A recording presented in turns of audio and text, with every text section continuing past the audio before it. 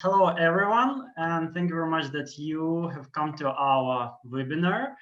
And my name is Alexander Div. I'm director of HSC International Admissions. And this is our third webinar of the International School Media Communications and Development in the Modern World. It's our joint international school between HSC and UCA. And I'm excited to introduce our today's speaker, Varvara Makarevich. And Varvara is a TV host on public television of Russia, and she worked for Voice of America in Washington, D.C. And also Varvara has her own YouTube channel, but I think that Varvara will tell more about it. I will, definitely.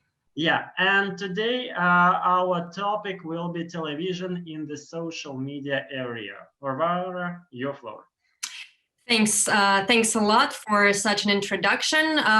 Welcome, guys. I'm very glad that you are all here, that you are spending this Friday evening with me, listening to what I'm gonna tell you. And let me introduce myself first a little bit so that you know a little bit about my career path and the transitions that I made during my career, and maybe something of that will be relevant to you. So I got my first master's degree in public relations in Russia, and I worked for a good 5 years in public relations sphere, and I realized that I loved it. I loved communications, I loved working with people, I loved working with information and with texts. I loved that I could really be useful and that I could, transmit information that I worked on to other people. But at some point after 5 years, I realized that while I loved this part of communications,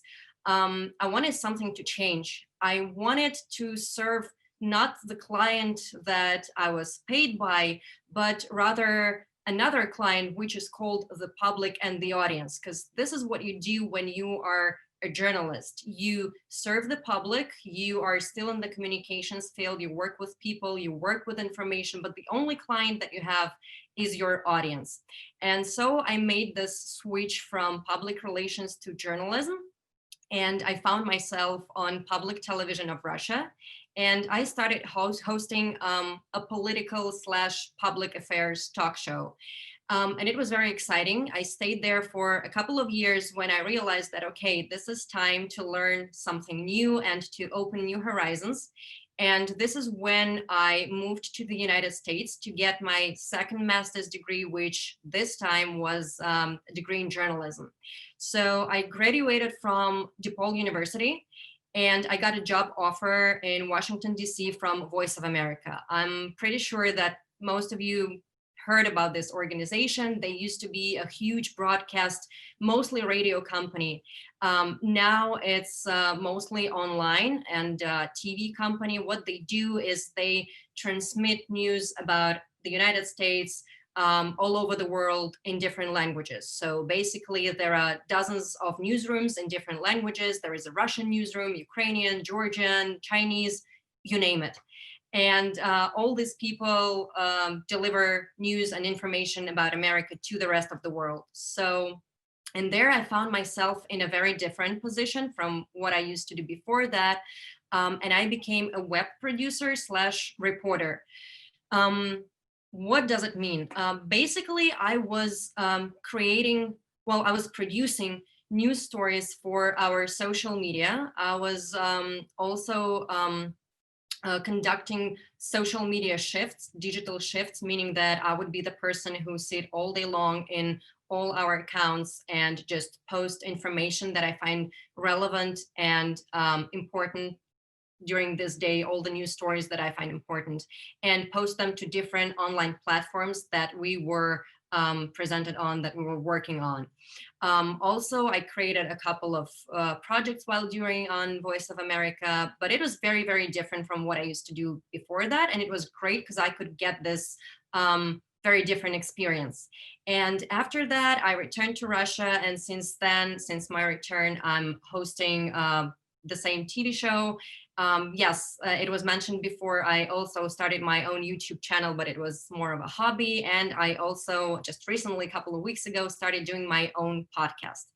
And basically, I think that maybe my example is a good example of a multimedia journalist and a journalist in a modern world who can actually and is able to use different platforms to work with information and to work with news stories. And today, mainly, I want to focus on television and on this new social media world that we find ourselves in, and how this new world actually changed the way we transmit information and the way we work with news stories. So at this point, I hope I figure out how to share with you my desktop. Just a moment. Let's see.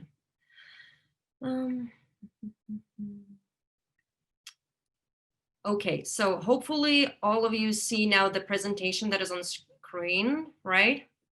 Give me a sign that you do see it. Yes, we can see it. Thank you. Okay, perfect.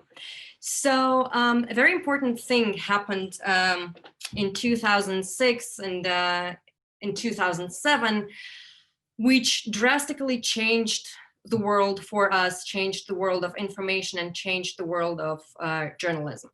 So in 2006, Facebook was open for the general public. Maybe you know that before that, for a couple of years, it was a social media network only for students, but then it was open to the rest of the world. And in 2007, Steve Jobs announced the creation of an iPhone. And this is when the world changed. Actually, there is an interesting detail that I want to share with you. I didn't know that. Well, maybe all of you guys knew that, but the letter I in the name of iPhone stands for internet, meaning that it was the first phone that would let you go online wherever you want, and in the it would do it. It would let you do it in a pretty quick and easy way. And basically, maybe now it seems like something that we are really used to, and smartphones are just another part of our life. But it's it was a very important change for the whole information industry, for the news industry as well. And we will see why and how it changed everything. Every single time when new media appears, it is said that, oh my God, it will kill all the traditional media. And interestingly, you can see on this slide that every each next media that popped up, it took it less time to grow. For example, when radio was created, it took it 38 years to reach its maturity, to gain the territory, to become popular. And it took it 38 years for radio to become part of almost every household. Then there was television, and experts and people in the industry, they predicted that television would kill radio. We know now that this is not true. This is not the case. And we can see the boom of podcasts now almost everywhere in developed countries, in the Western world, in the post-Soviet countries. We can see that podcasts are becoming this radio on-demand thing, and it's really popular. And by the way, if you haven't heard about this service, I want to suggest that you try out this new platform called Stereo. What it does, it lets you do your own live show. You can invite guests to this show. It's an app that you download to your phone, and then you can go live with whoever you want and discuss topics that are, I don't know, important or interesting for you. And it also allows your audience to participate in this show. They can record short audio questions or replies, and by this they can participate in your radio show. And also this service allows you to download the audio file after your show and post it on any podcast service that you want to post it to. And basically now it's like you are a radio producer if you want to be one, and all you need for this is your phone, and this is amazing. So, but getting back to the topic, so then television appeared, and it took it only 13 years, which was way faster, to become popular. And then internet popped up, and it took it only 5 years to basically conquer the world and to come to every single household, every single family, and almost every pocket, because now we have internet in our pockets, which is really great and helpful. So, okay, so internet is not all that mattered. After that, we got social media, right? And I bet that, well, most of us here have more than 3 social accounts. Well, personally, on a daily basis, I can say honestly that I use Instagram, Facebook, YouTube, of course, and on a weekly basis, I also use Twitter, maybe Pinterest, and well, of course, and on a daily basis, I use Telegram channels, because this is where I get my information and my news from mostly. So this is another era, like the second step of this online era, because it allowed us to get information, again, very quickly without even going on internet, but basically just opening our apps and getting information from there. And this is huge, because now with all these apps, you can't even say, you can't distinguish whether you're online or offline. Like, for example, when you are, I don't know, sitting on a chair and reading news from your gadget, are you online at this moment or offline reading news? And this is an interesting question that I came across recently, and I've been thinking about it since then. So what I'm trying to say is that social media is our mostly primary source of information nowadays. And we, as people who work with information, who are journalists, reporters, or who crave to be journalists, we need to remember about this, because the world is changing. Here is some statistics that I would like to show you, some numbers that I found quite curious and interesting. This is data from 2019, as you can see, and I hope that you see the numbers clearly on the screen. So here you can see how different social media networks are used. And here we can see that the data was divided into by male and female gender. We can see how different genders use this information. So YouTube has the biggest share of respondents, of viewers.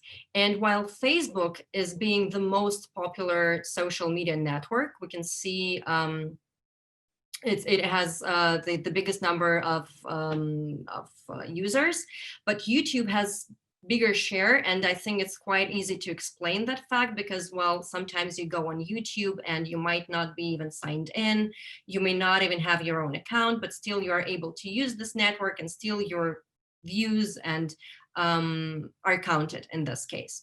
And it's interesting, if you look at this chart, you can see that men usually, well, they use apps that are mostly that mostly represent news, and that mostly give you some news stories, which are Twitter and Twitch, for example, while women prefer networks, social media networks that work with visuals mostly. We can see that females are more interested in Facebook, Instagram, and Snapchat, though we all know that Instagram, it changed it changed the way it looked. It was designed as an application mostly for pictures, but now we know that dozens of hundreds of influencers are there, and they work with Instagram mostly as bloggers. They write texts there, they engage their audience. So it's not just about the pictures and videos anymore.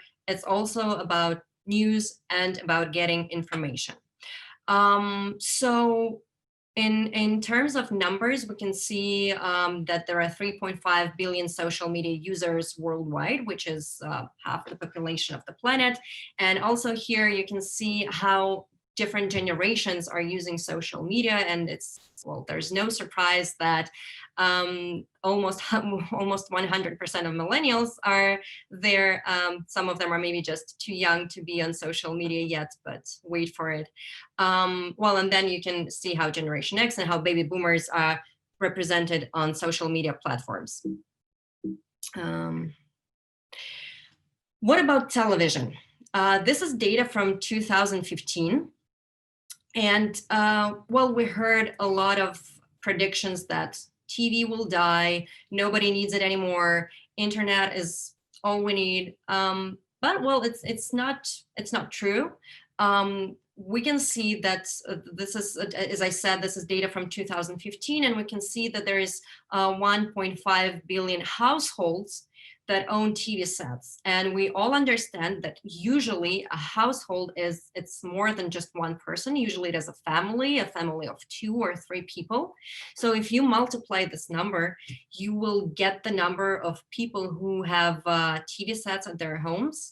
And meaning that it's almost the same number that we saw on the previous slide, the number of social media users worldwide.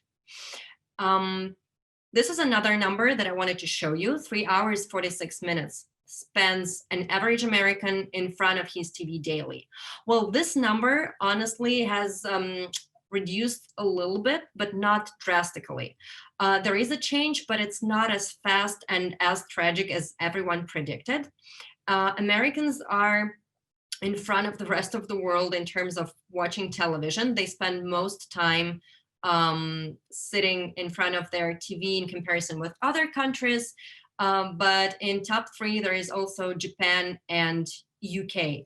So we see that there are still a lot of people who love television and who spend their time with their TV set.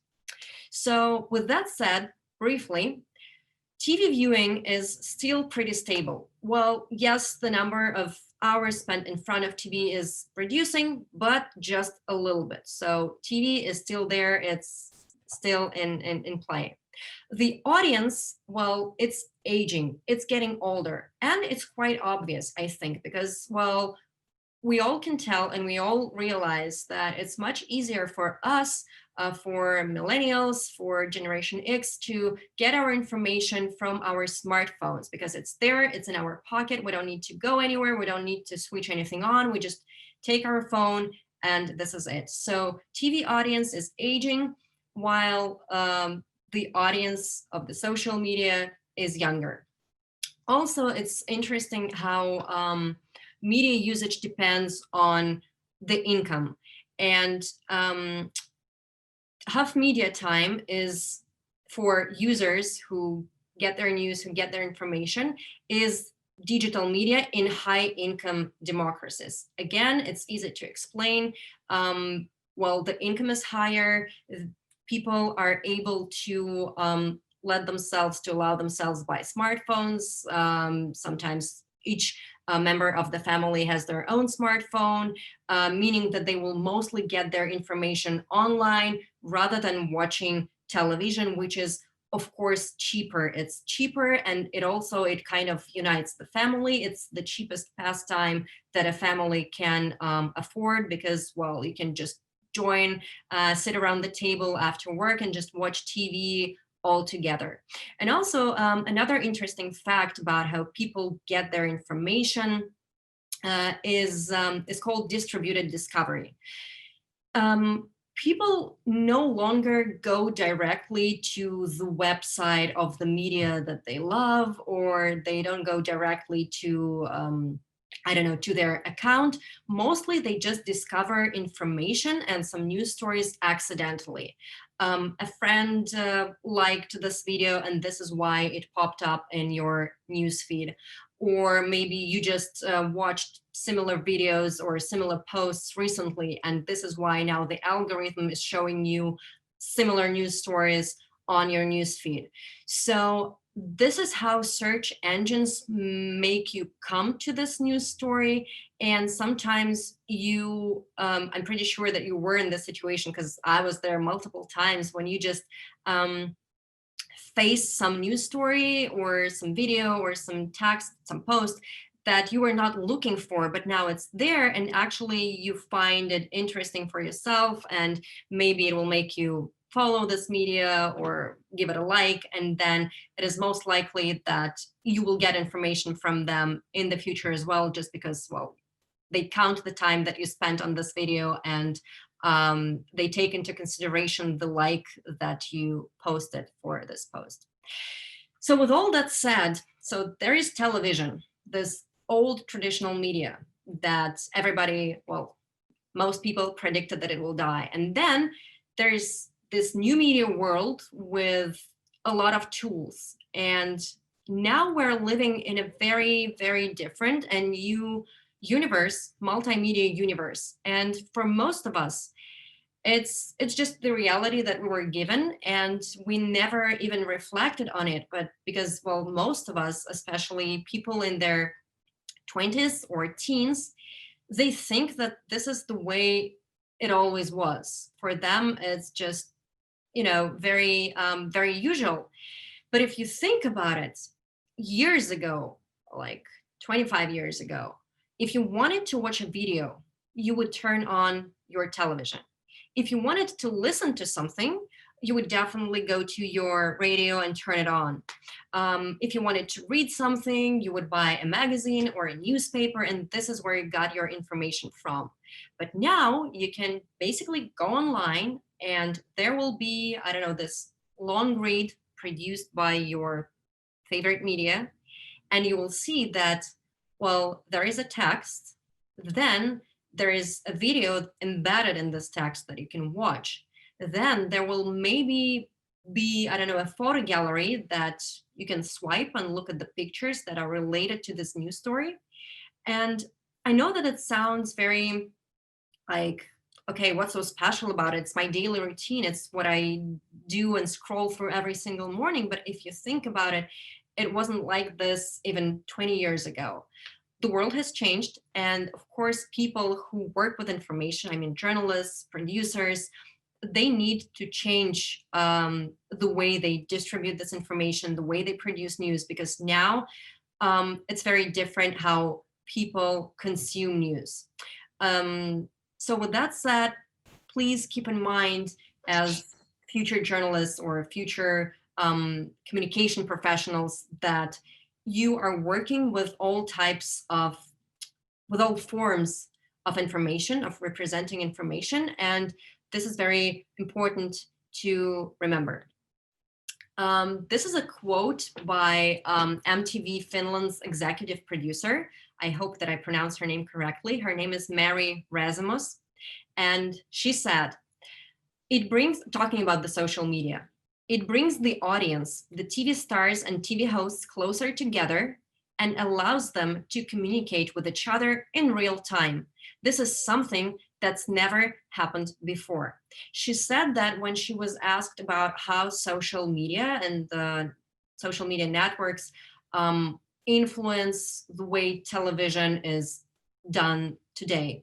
And she is right, because we can, well, some think of social media networks and messengers and different apps that they are destroying our traditional television world, but I would rather agree and say that actually social media and online resources, they give us so many opportunities on how to present our information, how to make it compelling, how to make our news valuable for our audience, how to make our followers, you know, how to make our followers want to get information from us, how to make it attractive for our audience. So I don't think that television and social media are enemies. I'd rather think about them as partners and two parts of the same world that can actually collaborate and create something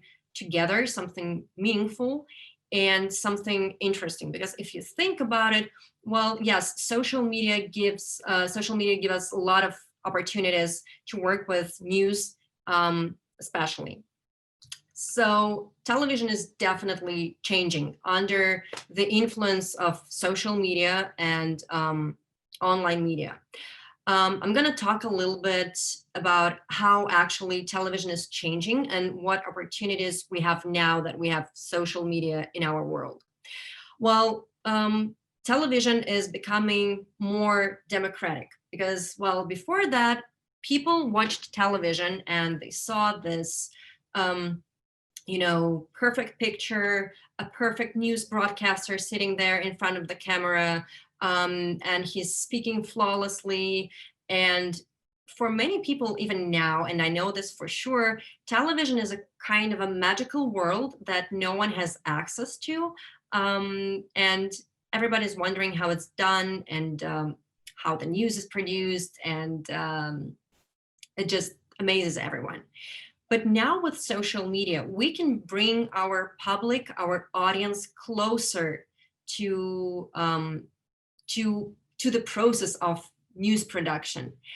So social media lets us make this process more democratic. For example, it's a very common thing today, and you can see it in many news stories or in many talk shows, that people use Instagram images or some fragments of YouTube videos. And it makes your story more, I would say, closer to life, to real life. And it makes you as a viewer, it makes you connect this television world with a world that you know pretty well, the world of Instagram, the world of Facebook that you're using every single day, the world of YouTube. And so it makes it closer for you because it's something that you use very often. Some of the even political shows and public affairs shows, they use such thing as live tweeting. And you can see live tweets running at the bottom of the screen. And these tweets, well, they are usually pre-moderated by producers of the show, but it makes the audience feel that they can participate in the show, they can contribute to it by tweeting something, and there is a chance that their tweet will appear on the screen. And of course, it makes this particular program or this particular segment of the show more attractive to them because they can engage, they can be part of the process. As I said, television is very often seen as this magical world, and with all those beautiful TV anchors, broadcasters, people who are on air. And everyone is interested in how television is actually done, what is behind the scenes, what is behind the curtain. And again, social media allows us in this case to show this TV backstage process. For example, you can, if your TV channel, your TV station has an Instagram account, you can post there some stories or maybe even some posts, some videos about how actually the stories and posts about news production, about the production of the show, about the people who work on this show. And it makes your audience feel that they are closer to you, that they actually know something about you. And it's building this bridge of trust and maybe even friendship. And they start to take it not only as just a media source, but they take it personally. They feel some emotions towards your crew, your TV channel, and this is great because when they have emotions, they are more connected to you. And of course, social media allows us to give our audience some bonus materials. You know that on television, well, time is money almost everywhere, and especially on television. So sometimes your segments well, they need to be short. Sometimes your story is great, it's brilliant, you know that it's very interesting and very compelling, but you cannot make it longer because you just don't have enough airtime. And this is where social media can help you. And you can tell the audience that, well, if you want to learn more about this news story, about, I don't know, this person, if you want to hear some fragments of the interview that we were not able to put into the story, well, go to our Facebook or Instagram account and it will be there. Again, you're making your audience use all those different platforms that you are presented on. And this is great because you make their experience broader and brighter. They do not only see this perfect TV picture, but they also can actually, again, get behind the scenes and get the sense of getting a little bit more from you, you know, kind of being part of this common secret that they have access to this bonus materials that just simple TV viewers don't have access to if they don't go online. Another part which is important and what has changed in television, it's that it became, of course, more interactive. The simplest tool that you can come up with is online voting. If you're going live, for example, it's a great option. For example, you are having some kind of discussion in your talk show, in your segment, and you can embed this online voting so that the audience is not just listening to you, but again, they are involved in this process. They feel that they are part of it. This is something that is, well, very, very often used mostly by entertainment shows like, I don't know, The Voice, for example, where you can actually vote for the person that you think was the best. And it makes you feel like, okay, I'm the one deciding here on what's going to happen next. And this is a great feeling, no denying that. And this is why some of the shows, and again, some of the political shows are using this method. Again, live tweets, they make you feel like you're part of the crew, part of this team, that you are also taking part in the production of this show or this segment. And also, it's not only done, all these tools, they are not only used to make you feel better, but they are also there actually for the team who was creating this show, because, well, they need to see the feedback. Of course, we have all those analytical tools that are, you know, gathering information and analyzing, okay, how many people watched us, how many people, I don't know, turned off the TV. But the easiest way to collect this feedback from our followers, from our viewers, is using social media. Again, from tweets, from posts, from hashtags, we can see what actually was great for the audience, what the audience liked, and what maybe we should have changed a little bit or should change in the next episode, season, the next segment, so that we can make it more valuable for our audience. So this is actually this is a win-win situation when the audience feels more engaged and the producers can get more information from the audience by using all these tools. What else is changing? Social media content. As I already said, it's not just two separate worlds, like here is television and here is social media. No. Now we can see this cross-platform kind of communication and collaboration, and social media content is widely used in different shows and in news as well. And you can, I think that you definitely saw some news stories when the newscast, they basically used video shot by someone else who was there, who eyewitnessed the event, and maybe the TV crew was not on location at that moment, or maybe it is some kind of breaking news and they were, well, obviously the TV crew was not there at the moment, they didn't know that it would happen, but someone managed to film it.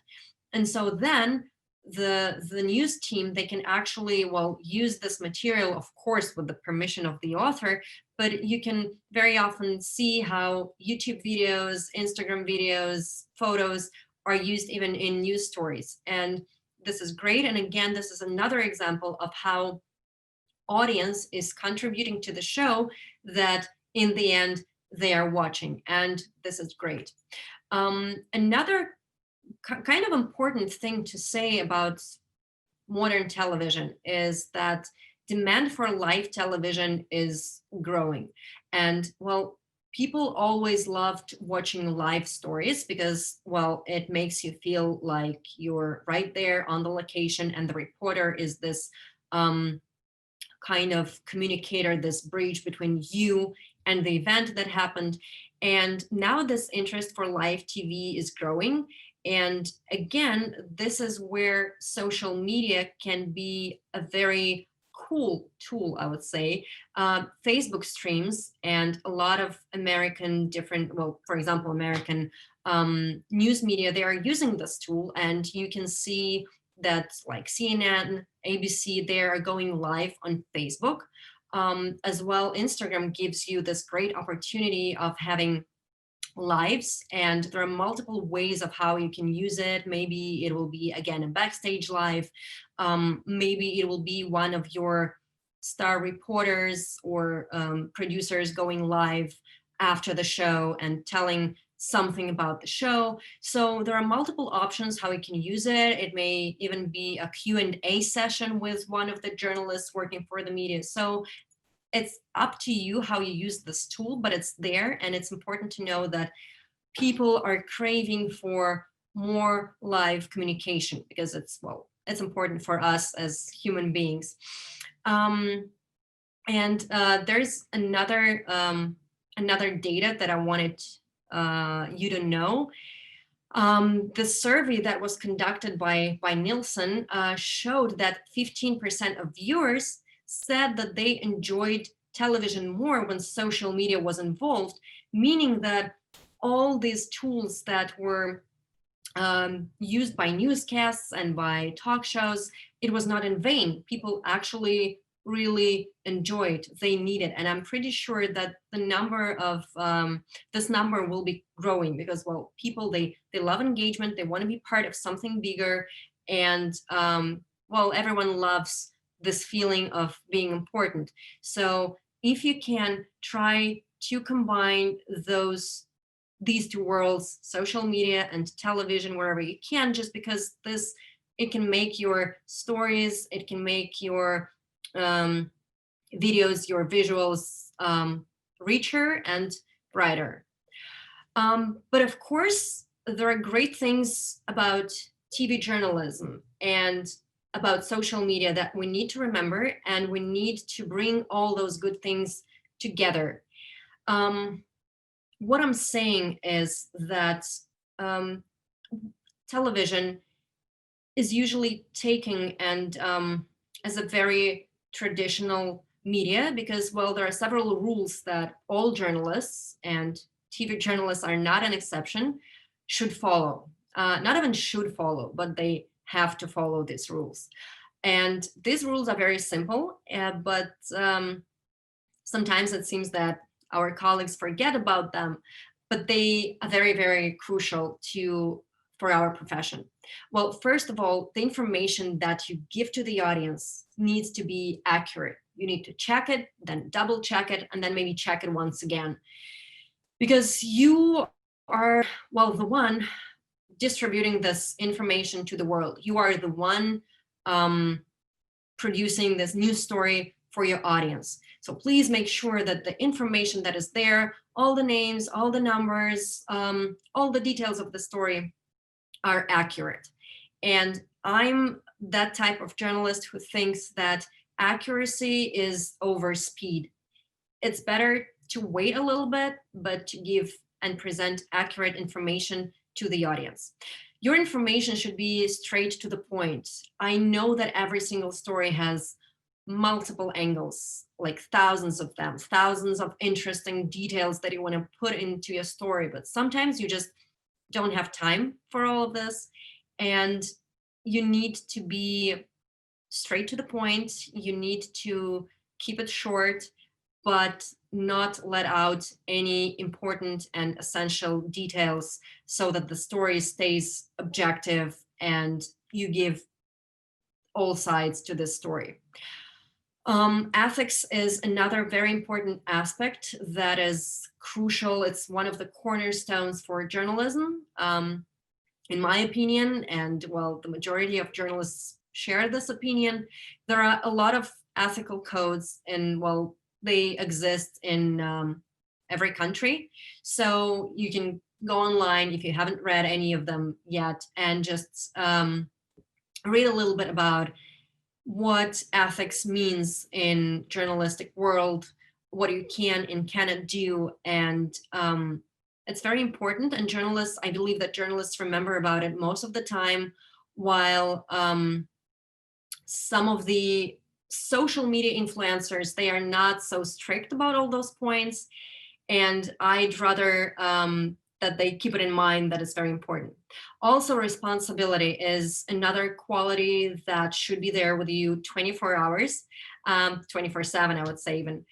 You are the one responsible for the news story that you are doing. It's your responsibility, and you need to be ready to be responsible if you make any mistakes, but hopefully you don't make them because you checked your information multiple times and you are accurate.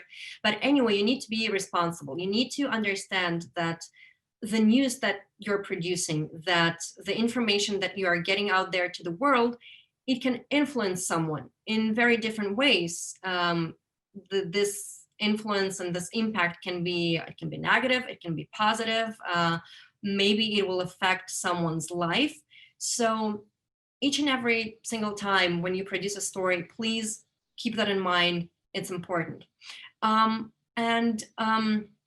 The last point here, well, these are just my kind of top 5. There are more things to TV journalism that one should remember about, but this is my top 5 list. So, and the last but not the least is that, well, usually people who come to this multimedia world of news, they are mostly this old school TV journalists, which is, well, it's kind of great because, well, they learned all those journalism basics. What is not great that they may not know a lot about this new social media world, but well, they can learn, but what they have is their experience, and this is great.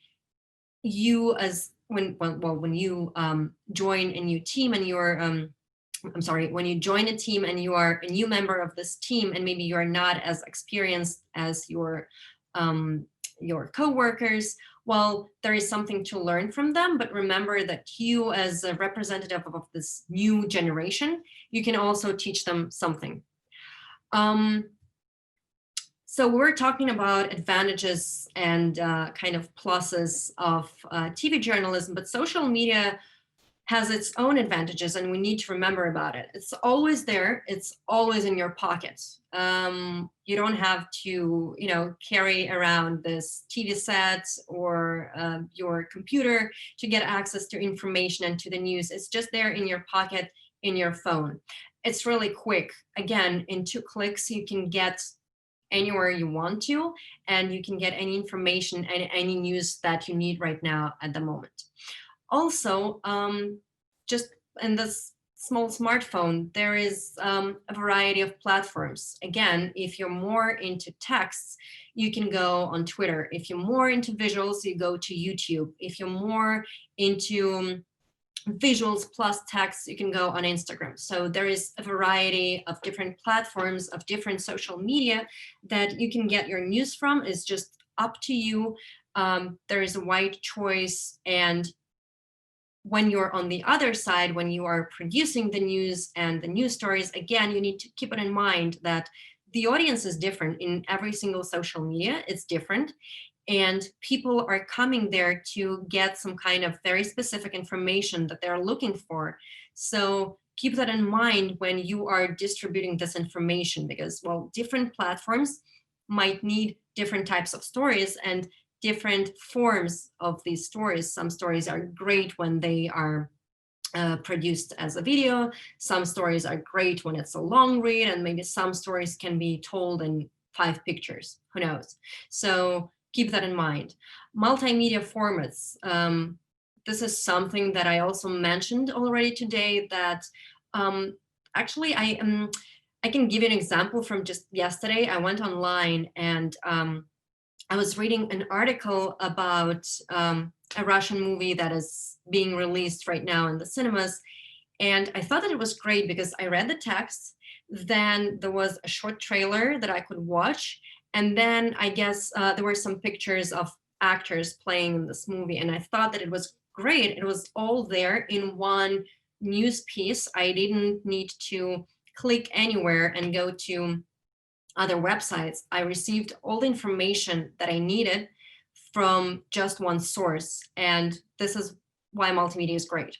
And with all that said, of course, it's just closer to the audience because, well, social media, and you can see that, you can see this difference between official news websites and their social media accounts. The language is different, the way they talk to you is different, and it makes them closer to you. And here I would like to show you a couple of examples of how actually social media can be used by different news media. And okay, so now I'll try to share my screen with you again and show you some examples of how different news media and different reporters use social media for engagement. Okay, let's see this one.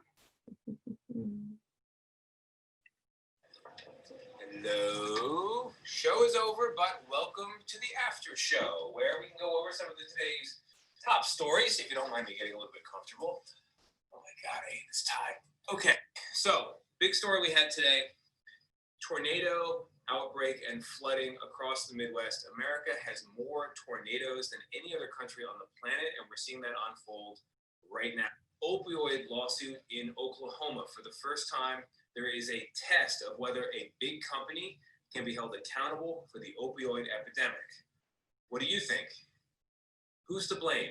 Companies or the people taking the drug? Also today in conversation, we had Jim Davidson. He's an Everest climber and an expedition leader. He's nearly died himself on mountains. He talks about the overcrowding and the fatalities this season on Everest. Here's a question for you. When people die on that mountain, are you more or less likely to want to try it yourself? Davidson says people are actually more likely. We also talked to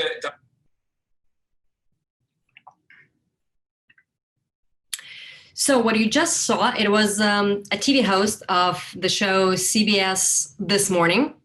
And what they do sometimes in their stories is that they would go to the office of a TV host, and well, we could see the room where he's working. Again, this brings us closer to the TV host, and he's very how can I say, like, he's acting very human. He's telling you that he's actually very tired of his tie, right? And then he kind of covers briefly everything that was on the show. And I loved how they use this all interactive tools that Instagram has, like you can vote and he asks you some questions. So you are very engaged into this process.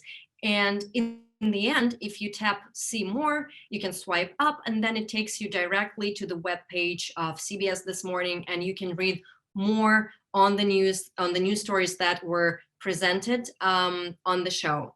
I'm going to show you one more thing. So let me see just a moment. How CNN uses Instagram for their purposes. Just a moment. Okay, let's go. Hey, I'm CNN fact-check reporter Holmes Librand. Last night's debate featured a flurry of lies and false information, mostly from President Donald Trump, whereas by comparison, Joe Biden remained far more accurate. Here's a look. They're sending millions of ballots all over the country. There's fraud. This is going to be a fraud like you've never seen.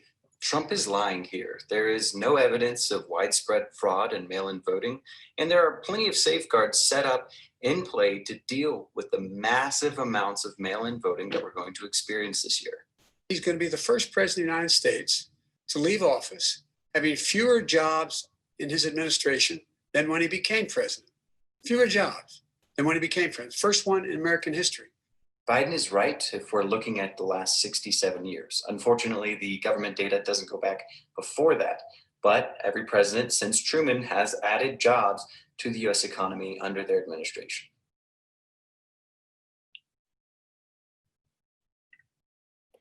This is another example.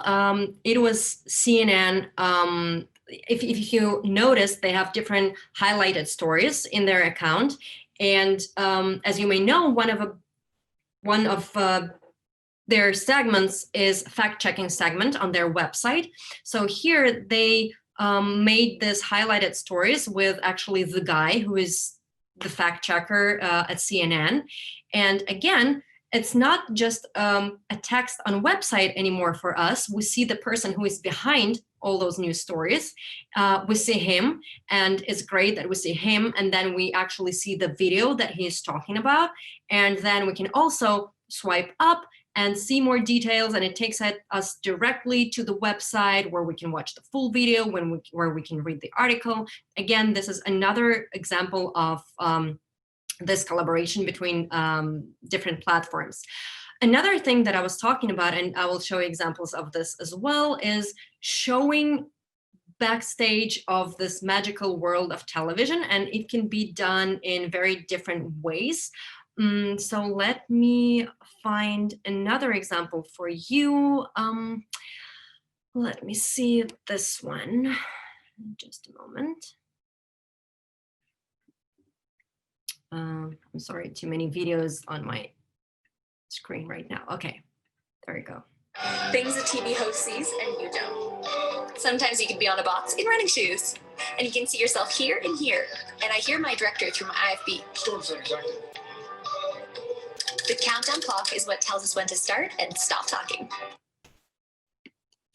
So usually TikTok is considered to be a platform for teenagers and kids who are just making funny videos, which is half true. But many journalists, many reporters, many serious media actually realized that maybe this is the platform that they should also use, because it gives you another range of tools. It gives you a different audience, which is also important. It gives you this young audience who's there. Well, they love funny videos. Okay, let's give them this funny videos of backstage and news production. And there is one guy that I follow on TikTok. Yes, I personally love TikTok. And his name is Max Foster, and he works for CNN. He mostly works from UK. This is his beat. This is what he covers for CNN.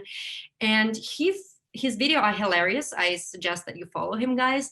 But what I wanted to say is that he found kind of a funny and a very Generation Z style of presenting news. And I'm going to show you a couple of his videos as well. They are pretty short since this is TikTok. Let me see what we got here. Okay, this one.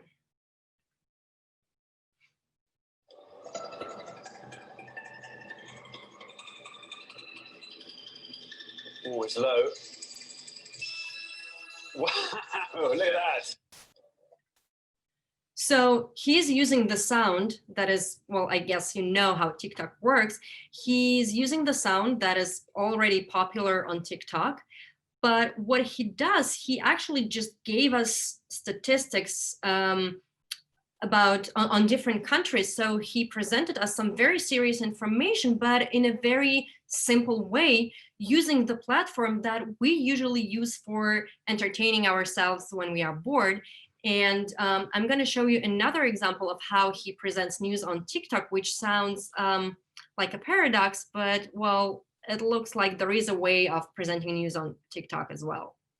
Okay, let's do this.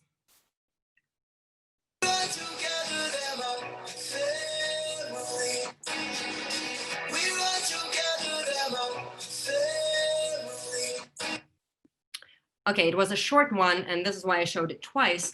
So again, he presented you some big news stories for the Catholic world in just 5 seconds. And he did it in a way that is understandable and that is quite familiar to younger audience.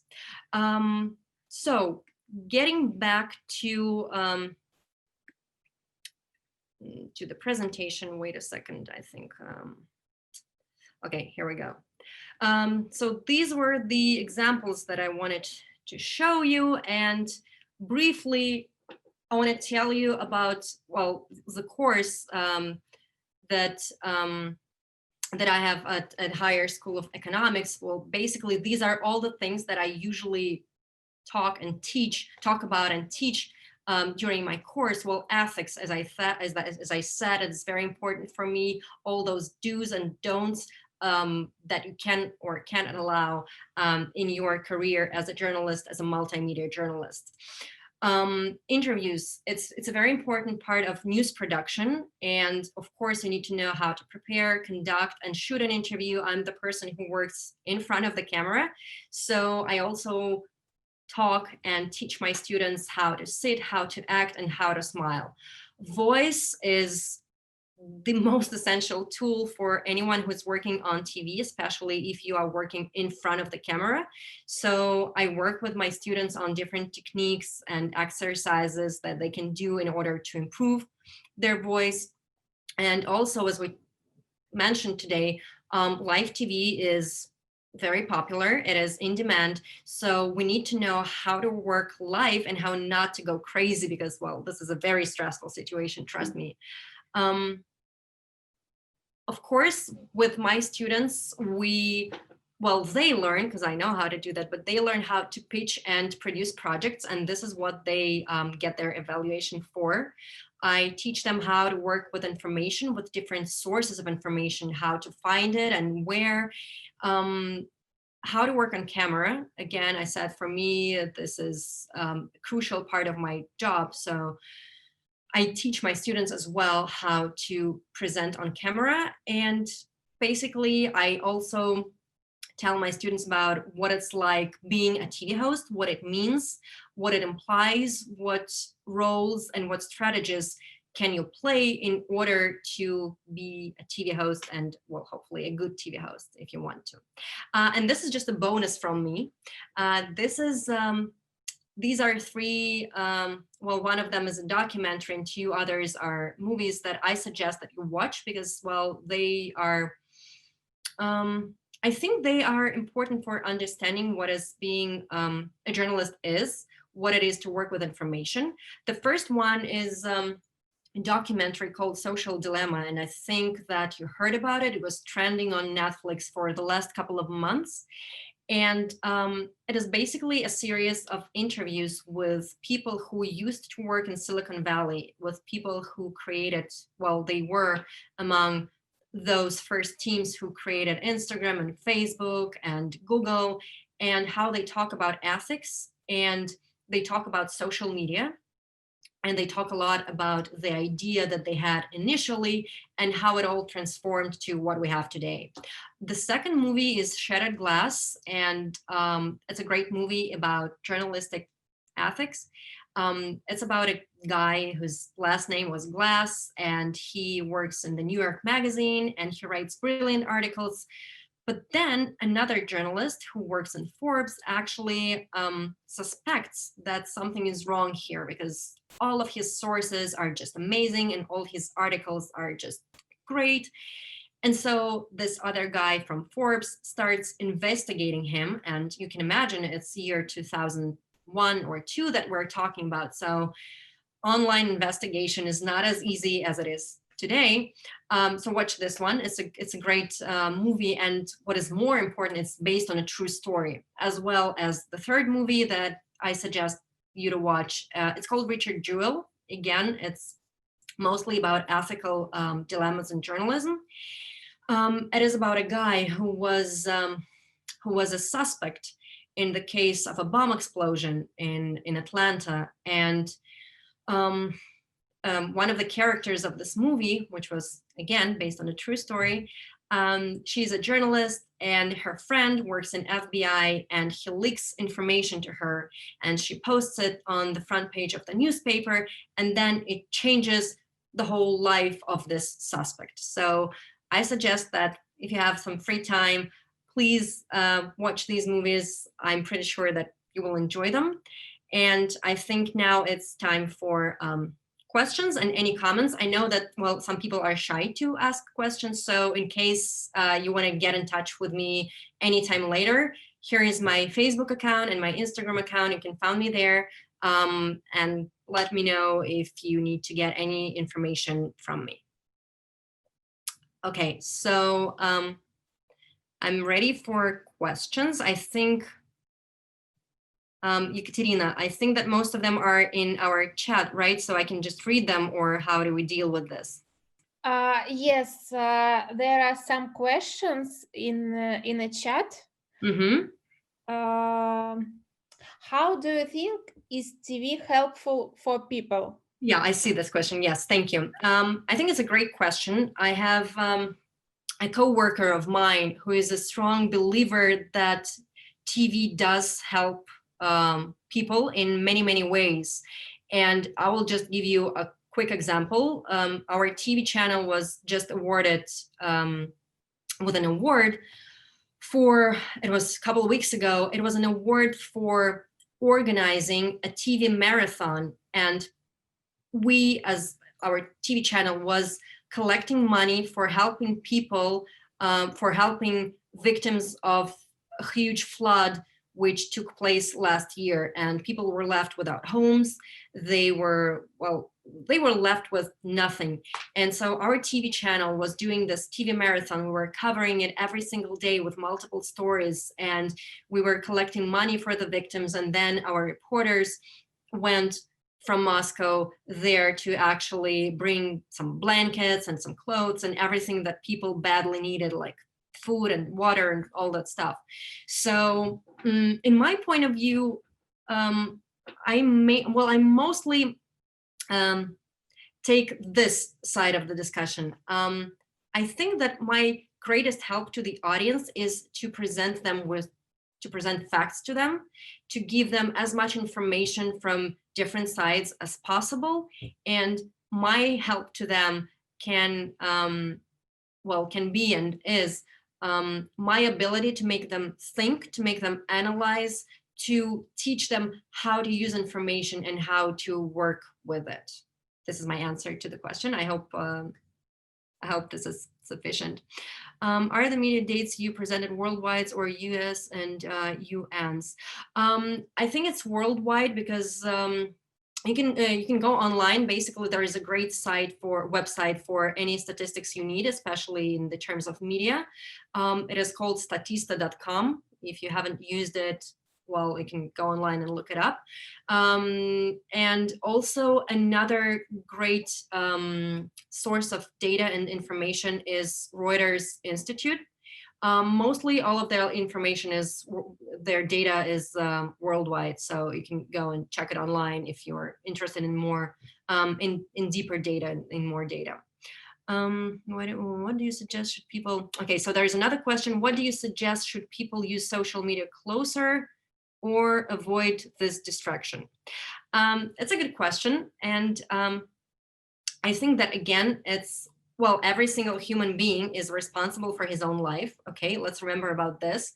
So it's up to you as a social media user. If you feel that your usage of social media is just overwhelming, that you are losing this connection with real life, well, maybe that's a sign that, well, you need to stop and go outside and talk to your friends and do something interesting. But if it's just a tool that you are using for work, for example, well, I spend a lot of time on social media, and sometimes my mom doesn't understand that, obviously, as all mothers do. But I try to explain to her, like, this is where I get my information from. I'm not just there, posting flowers and kittens. I'm actually there because I read the news, I analyze something, I read analytical articles, I watch videos, I watch interviews, I meet new people. So for me, it's part of my job. And well, for you guys, it will be if you decide to proceed with this path. So it's a tricky question. It's up to a person to decide, but don't let social media ruin your life. That would be my answer. Do you feel the difference working on TV, radio in Russia and in the USA? Maybe your general impressions. Well, I think that the biggest difference that I noticed is the importance of ethical problems. And I would say that in the United States, journalists in general pay more attention to ethical aspect of journalism, which I think is not, ethics is not right now a cornerstone of journalism in Russia, and maybe mainly in post-Soviet countries, unfortunately, but it seems to me that we are getting there. Well, we'll see how it goes. But for now, that would be the biggest difference. And what else? I'll think about it. Maybe I'll come up with something else just a moment later. Okay, as a former VOA correspondent, I'm interested in your views on two things. First, as you know, the mission and mandate of VOA has changed over the decades based on changing emphasis on audience. Much of VOA budget is now going to the Persian TV, whereas the Radio Free Europe, Radio Liberty budget goes to the former Eastern Europe and CIS. How would you rate VOA TV use of social media? Okay, let me answer this one first. Well, yes, of course, it changed through the years. And it has been changing the emphasis on audience because, well, you know, this is a huge structure and there is this big country which plays an important role in international politics. And of course, well, they have their own allies, partners, and different audiences that they are trying to work with. And in terms of social media, I think that the way, well, I can speak for the Russian newsroom, right? Because this is the one where I was working, that they use social media pretty well and a lot. And it's obvious because, well, there is no Voice of America TV channel, for example, in Russian language. So for them, social media is the only way to communicate with their audience. And this is why they are using all tools that they can. Now they even launched Voice of America application, so it's even easier for the audience to get the news from them. So the department that is working with digital is pretty big, and they are paying a lot of attention to this. So this is like their one of their primary paths that they are going. And there was another question here. Is there any statistical evidence that the use of social media by TV stations has generated more audience? Honestly, if the question is if there is any statistical evidence, I'm pretty sure there is, but I just, honestly, I didn't look it up and I didn't include it into my presentation. But the answer to your question is yes, there is. As a journalist, do you feel that media laws deprive journalists from their right to publish or report? Would it be better to narrow down the concept of media law to exclude all laws that do not specifically refer to media or journalists? Thank you. Well, first of all media laws are different in different countries. And maybe you heard that right now they're trying to change the law in France, and they have some people that are opposing this change of law because if this law is passed, the journalists would not be able to film the police, to roll them. So of course, as a journalist, I want my job to be easy. I want to have access to the places that I need to film for the story. I want to have easy access to sources I want to speak to and not wait, let's say, a couple of months for their response. Of course, I want my job to be more, I want people to be more open to me, and I want there to be more freedom for me as a journalist. So I think that media laws are not ideal, but I'm not sure that there is a country where they found this, golden middle that we're all looking for. And I'm pretty sure that now with the development of multimedia and with social media, these laws will be changing through some course of time in the nearest future, just because it's need to be done. In your opinion, is media hegemony still relevant nowadays in this ocean of media tools? It seems to me that yes. Maybe it's just because I'm still part of this media world. But you are right about the ocean of media tools. I just hope that people know, and I think that it's also our job to teach people how to distinguish fake news and deep fakes from real media and real news. And maybe this is a huge educational task that we can put on our shoulders and stick to this as well. How did you break into the work you are doing now? What are some tips you can give our students on things that should begin doing while they are in school or thinking of graduating if they want to follow your steps? This is a great question. Honestly, the answer to this will be networking. Guys, your whole future profession, if you go into this field, will be about meeting people. And try to build as many connections as you can. You never know. Maybe this person sitting next to you will call you in 2 years saying that they have a great position in a newsroom. Or maybe your mother's neighbor will be your next source for a wonderful story. You never know. So the more people you talk to and the more people you meet, the more options you will have in the future. And also, don't be lazy. I know that sometimes being a student, it's very harsh and it's stressful, and you need a lot of time to study, but also make sure that you participate in as many projects as you can. Start your own podcast. It's easy. It costs nothing, and it can be your project that will be in your portfolio and that will show your future boss that, well, you're worth of something. YouTube channel, it's pretty easy. You can use just your phone or maybe your friend and his or her phone as well, and create some videos that you are interested in and that you think are not there on YouTube yet. So today it's much easier, I think, than it was years ago, because, well, you have all these tools and it's very cheap to produce content nowadays, but just please make sure that it's a good content and that is valuable for your audience. Thank you. Yes, I hope that I answered all the questions that you had, guys. Thank you so much for having me today.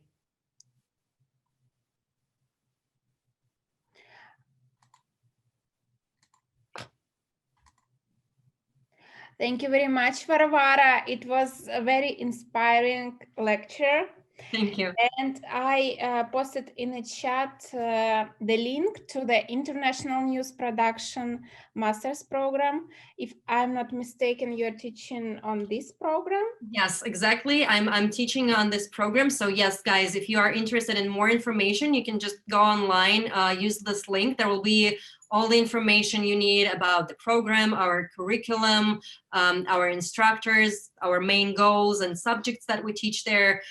So we'll be very happy to see you there with us next year. Yes, and if you have any questions, you can also text me. One moment. It's my email. Yes, and as I said, you can find me on Facebook and Instagram if you have any questions personally to me, any questions that you come up with later. So feel free to text me.